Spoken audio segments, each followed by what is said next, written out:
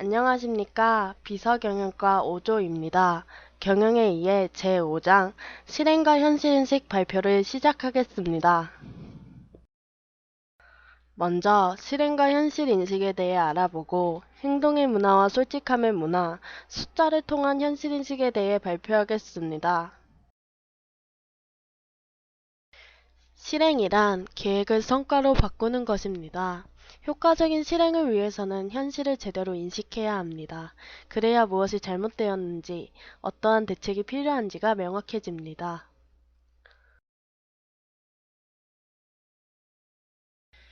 계획이 아무리 거창해도 이를 실천해서 행동으로 옮기지 못하면 아무런 소용이 없습니다. 경영학에서 배우는 대부분의 내용과 이 책에서 지금까지 배운 가치 창출, 사업 모델, 전략, 조직 등은 모두 어떻게 할 것인가에 대한 계획에 대한 문제입니다. 하지만 조직이 성과를 내기 위해서는 계획을 행동으로 옮기는 실행을 잘해야 합니다. 전략이 방향을 정하는 것이라면 실행은 노를 저어 배를 앞으로 나아가게 하는 것입니다. 조직이 성과를 내기 위해서는 계획을 잘 수립하고 어떠한 방법이 더 좋은지 분석하고 판단하는 것뿐만 아니라 계획을 행동으로 옮기는 것을 잘 해야 합니다. 개인이 실행을 잘하기 위해서는 실천으로 옮기면 되겠지만 조직이 실행을 잘하기 위해서는 강력한 실행의 문화가 필요합니다. 강력한 실행의 문화를 구축하기 위해서는 다음의 세 가지가 필요합니다. 첫째, 조직의 모든 개개인의 전반적인 전략을 지원하도록 명확한 목표가 있어야 합니다. 둘째, 그러한 목표의 달성 정도를 정기적으로 측정할 수 있어야 합니다. 마지막으로 그러한 진척에 대한 명확한 책임이 부여되어야 합니다. 훌륭한 실행을 위해서는 지속적인 현실인식이 필요합니다. 실행을 잘하는 조직은 끊임없이 현실을 직시합니다. 이런 조직은 희망적인 생각, 문제에 대한 서류 작업, 혹은 나쁜 소식은 숨기고 좋은 소식은 요란스럽게 알리는 것으로 많은 시간을 낭비하지 않습니다. 실행 능력이 뛰어난 회사에서 경영자는 조직이 현실을 직시하고 이를 해결하도록 강요합니다. 실행의 문화가 자리 잡지 못한 기업은 현실에 대한 명확한 인식이 없이 뜬구름을 잡으며 시간을 낭비합니다.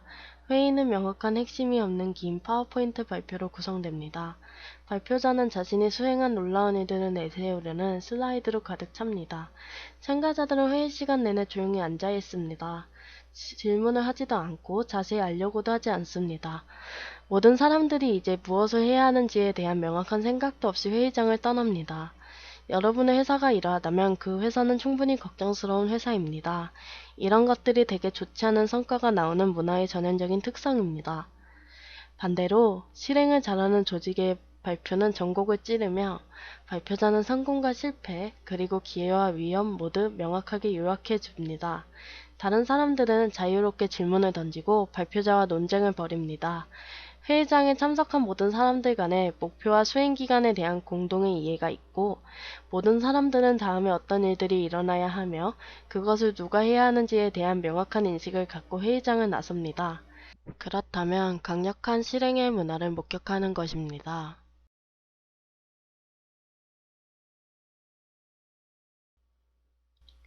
경영자가 비판도 없고 질문을 하지 않으면서 발표 시간 내내 묵묵히 앉아 있다면 그는 그의 직무를 제대로 수행하지 못하고 있는 것입니다.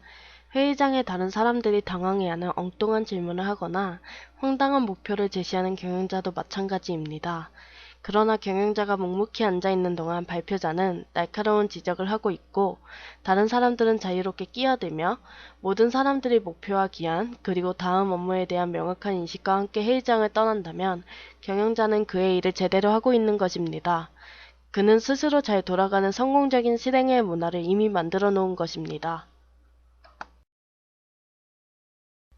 실행을 문화를 만드는 것이 경영자의 핵심적인 부분이 되어야 합니다.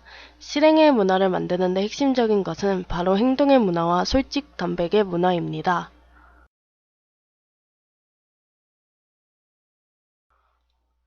어떤 일이 일어나는 것을 막는 것이 어떤 일을 생기게 하는 것보다 대체로 쉽다 라는 말을 들어보신 적 있으신가요? 관성은 자연에서와 마찬가지로 모든 조직에 존재하는 커다란 힘입니다. 쉬고 있는 것들은 계속해서 쉬려는 경향을 보입니다. 이러한 물리적 법칙에서 나온 추론이 바로 이것입니다. 이런 원칙은 회사에서도 많이 볼 수 있습니다. 어떤 사람이 새로운 아이디어를 갖고 흥분해서 방으로 들어오면 다른 사람들은 즉시 이를 박살내기 시작합니다. 그건 우리가 하던 방식이 아니야. 우린 그럴 만한 자원이 없어. 그 전에 다 이미 해본 거야. 대부분의 경우에 나오는 반응입니다. 조직은 바뀌는 것을 싫어합니다. 그냥 그대로 있고만 싶어 합니다. 결국 아무것도 바뀌지 않습니다. 그래서 행동지향성인 성향을 만드는 것이 성공적인 실행의 문화를 만드는 데 핵심적입니다.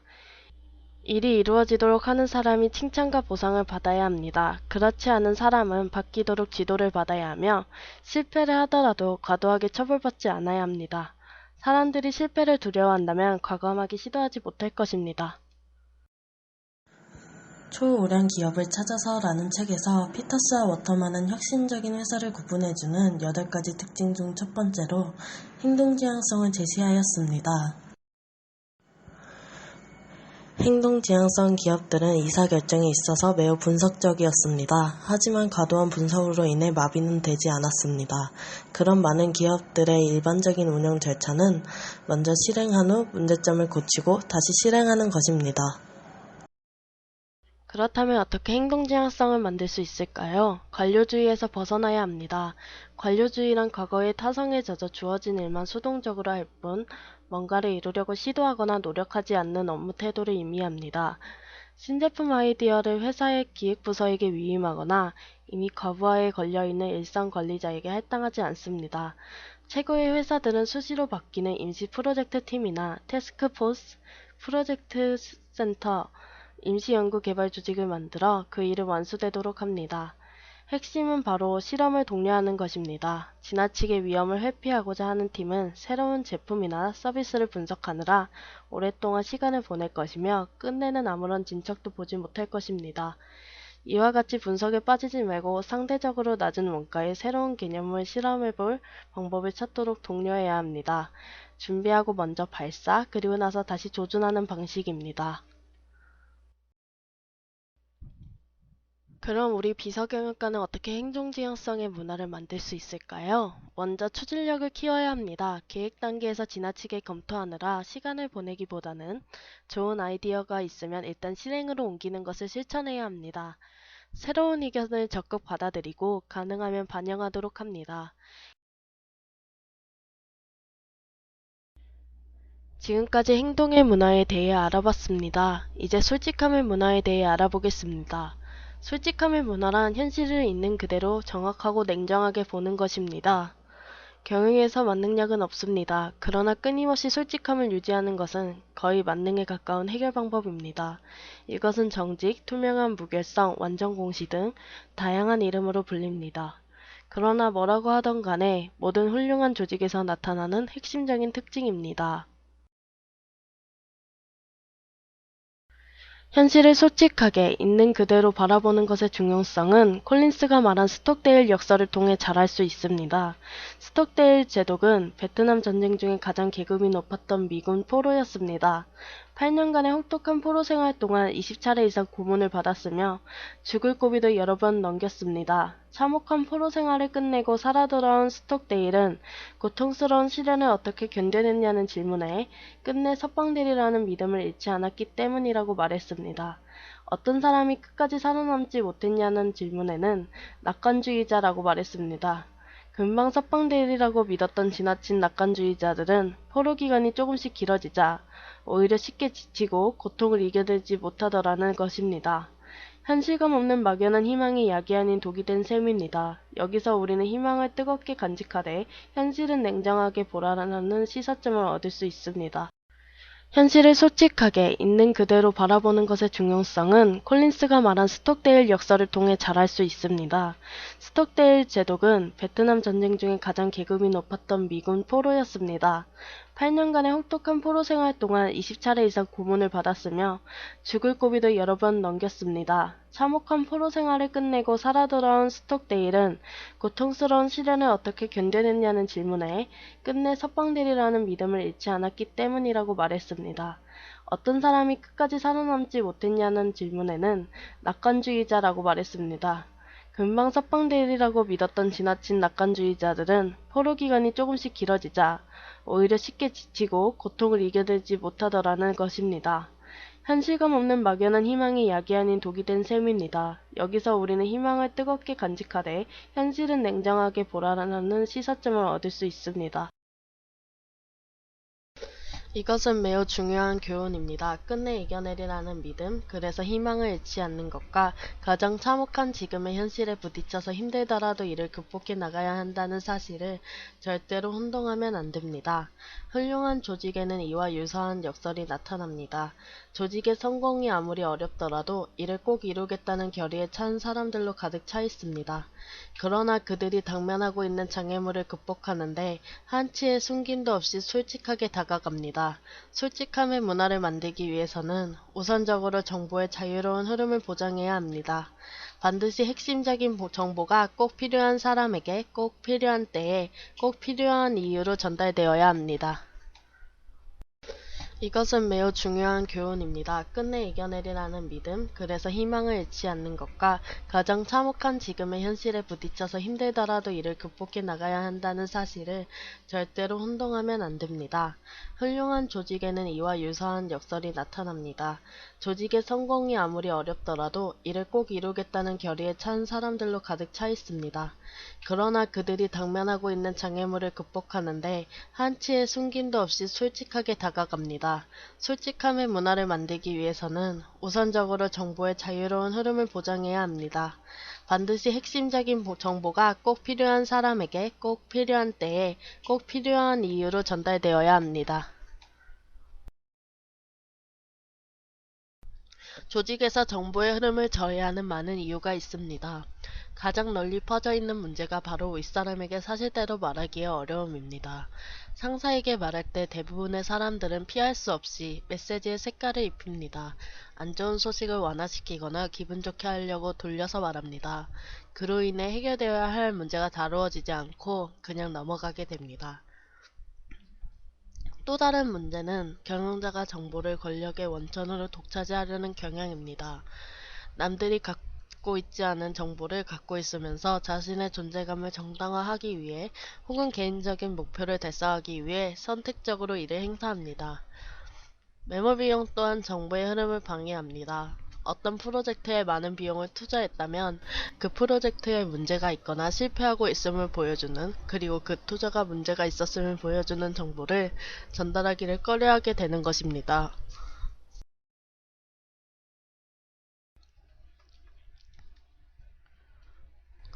이러한 경향을 극복하기 위해서는 경영자는 항상 솔직함을 강조해야 합니다. 가능하면 많은 사람들에게 다가가 그들로부터 자문을 구해야 합니다. 또한 경영자에게 들려오는 어떠한 나쁜 정보도 받아들이고 도리어 환영해야 하며 불쾌한 뉴스를 표면에 드러낸 용기를 칭찬해야 합니다. 정보가 꼭 필요한 사람에게 전달되도록 시스템을 설계해야 합니다.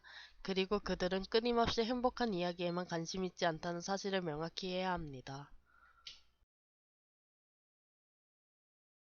다시 현실인식으로 돌아오겠습니다. 현실을 어떻게 제대로 파악할 수 있을까요? 현실을 제대로 파악하는 데는 숫자가 많은 도움을 줍니다. 숫자를 이용하면 직관적으로 가능하지 않은 방식으로 보다 정확하게 현실을 인식하고 그것에 대해 조치를 취하는 데 도움을 줍니다. 숫자는 현실을 객관적이고 명확하게 직시해서 조직 내의 모든 사람들이 똑같은 방식으로 현실을 이해하도록 합니다. 막연하게 이익이 적다라는 말보다는 영업이익이나 영업이익률이라는 숫자를 통해 더 정확하고 객관적으로 현실을 보여줄 수 있습니다. 숫자를 이해하기 위해선 반드시 상황, 즉 컨텍스트를 반영해야 합니다. 상황이란 어떤 현상이 일어난 배경을 의미하는 것으로 똑같은 숫자라 하더라도 상황에 따라 그 의미가 달라질 수 있습니다.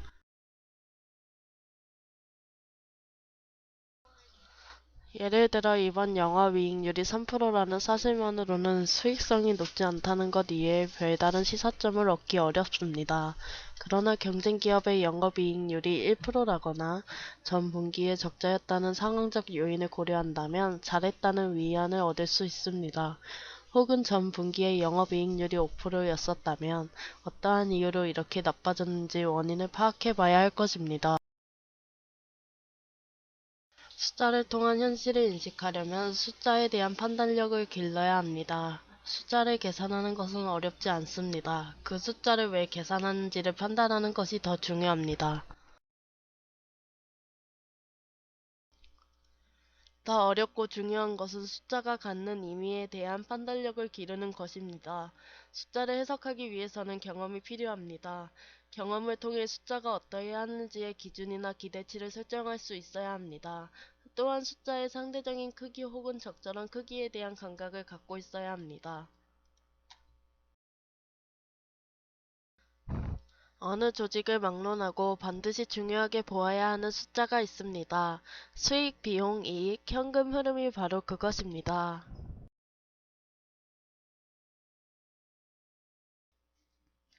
고객이 누구이고 그들이 가치 있게 생각하는 것이 이미 있다면, 즉 고객이 원하는 가치를 제공하고 있다면 수익으로 나타납니다. 충분한 매출을 얻을 것입니다. 가치 창출 방법에 대한 이야기가 이미 있다는, 즉 가치 창출 활동을 효율적으로 수행한다면 비용으로 나타납니다. 비용이나 원가가 크지 않을 것입니다. 경쟁자와 차별화하는 방법에 대해 이야기가 이미 있다면, 즉 전략이 우수하다면 이익이나 현금 흐름으로 나타납니다. 충분한 이익이나 현금 흐름을 얻게 될 것입니다. 이와 같이 가치 창출과 전략의 우수성을 보여줄 수 있는 수익, 비용, 이익과 현금 흐름의 어느 조직에서나 공통적으로 가장 중요하게 보아야 할 숫자입니다. 이러한 숫자를 통해 현실을 보아 객관적으로 직시하고 필요한 조치를 취하는 실행 능력을 키울 수 있습니다. 지금까지 경영에 의해 제5장 실행과 현실인식이었습니다. 실행은 계획을 성과로 전환하는 것입니다. 강력한 실행의 문화를 만들기 위해서는 행동의 문화와 솔직함의 문화를 만들어야 합니다. 숫자를 통해 모든 사람들이 현실을 보다 정확하게 인식해야 합니다. 감사합니다.